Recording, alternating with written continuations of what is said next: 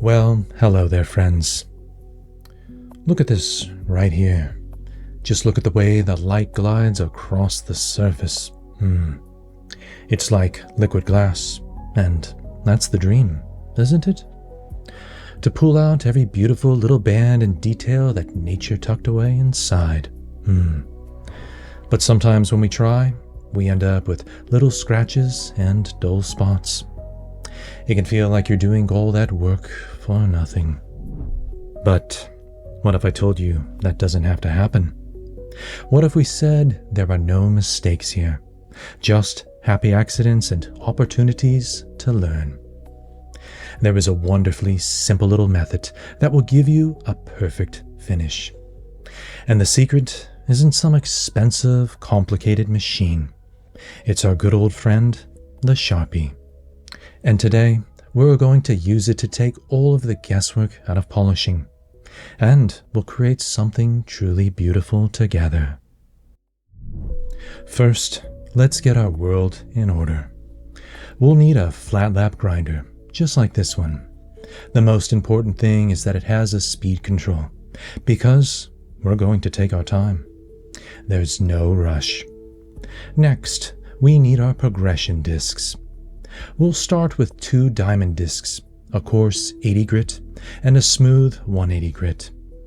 Then we have our polishing pads, a brown, a red, and a blue one. And for that final incredible shine, a soft felt pad and a little aluminum oxide polish. We'll also want a spray bottle that's filled with distilled water. That's a special little trick to keep mineral spots from showing up at the very end. And, of course, the star of our show today, a black Sharpie. And before we start, let's put our safety glasses on. We want to be able to see all this wonderful work we're about to do. We'll set our machine, in just a moment, to a very low speed. Maybe a 2 on the dial. We're going to let the diamonds do all the work, not our muscles. All right. Here comes the fun part. If you've been watching a lot of my videos, you know this is the single best trick I've ever learned. Before we turn anything on, let's take our beautiful agate and our Sharpie, and we're going to draw nice little grid lines right across its face. So, just why are we doing this? This grid is our secret map. It's going to tell us exactly where any low spots might be hiding. As we grind, the ink will begin to disappear. If you see any black lines left, the stone is telling you it needs just a little more time in that spot. Our goal is really simple. We'll keep working until every last trace of that map is gone. Only then do we know that that surface is completely flat. It's a fantastic little trick. With our stone all marked up, let's pop on our 80 grit diamond disc and get our water dripping.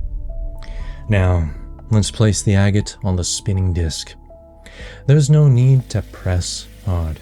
Just be gentle here. We're going to let the stone skate across the surface in happy little circles.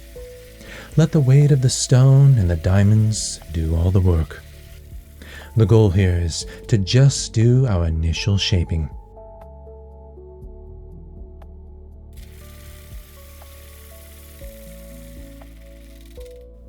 Once the grid is gone, that's enough for this step.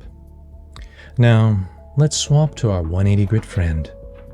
Its only job is to chase away all those remaining little scratches left from the 80 grit.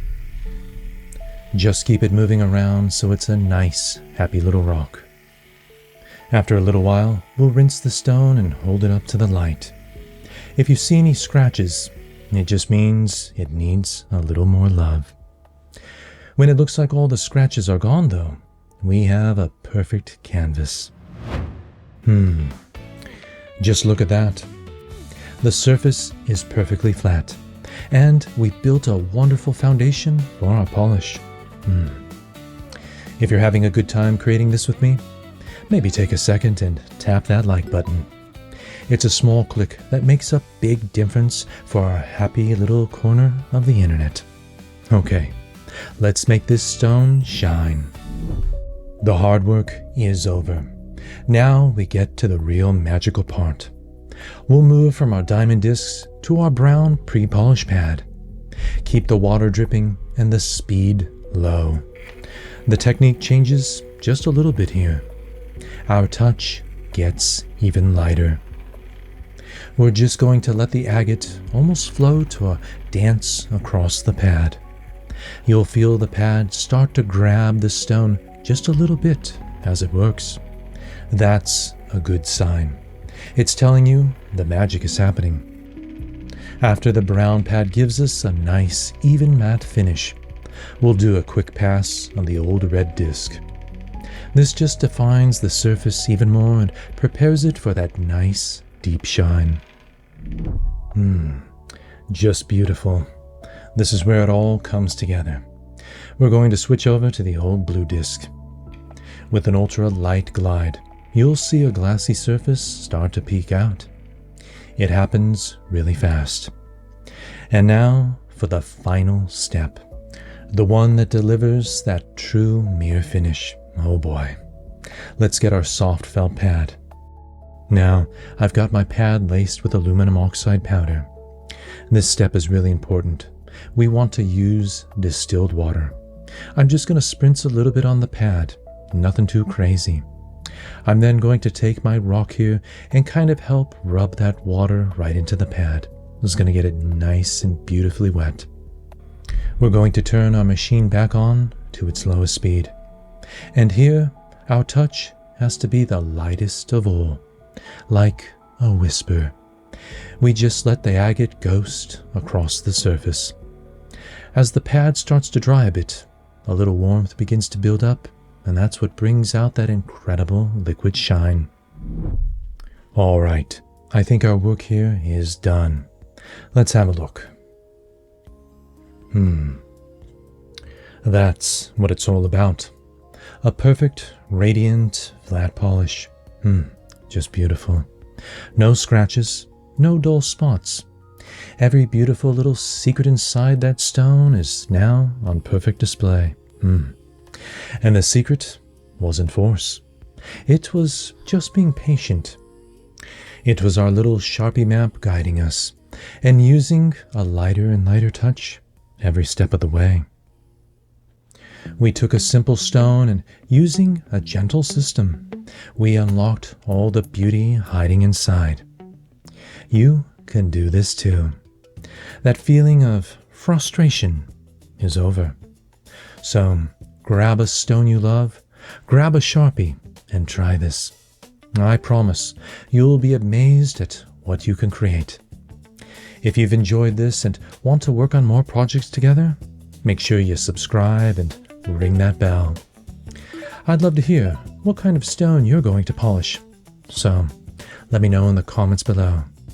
Thanks for spending your time with me today, and I hope to see you in the next one. Wishing you peace and joy, my friends.